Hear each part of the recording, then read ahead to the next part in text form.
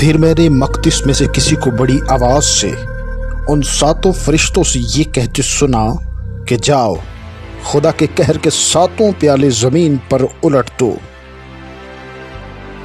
بس پہلے نے جا کر اپنا پیالہ زمین پر الٹ دیا، اور جن آدمیوں پر اس حیوان کی چھاپ تھی اور جو اس کے بت کی پرستش کرتے تھے، ان کے ایک بڑا اور تکلیف دینے والا ناسور پیدا ہو گیا۔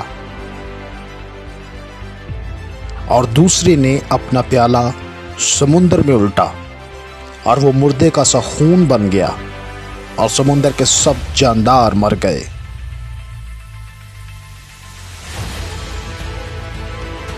اور تیسرے نے اپنا پیالہ دریاؤں اور پانی کے چشموں پر الٹا، اور وہ خون بن گئے۔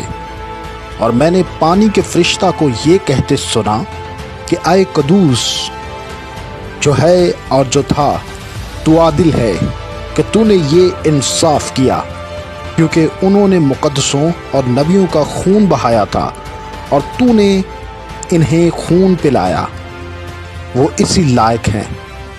پھر میں نے قربان گاہ میں سے یہ آواز سنی کہ اے خداوند خدا قادر مطلق، بے شک تیرے فیصلے درست اور راست ہیں۔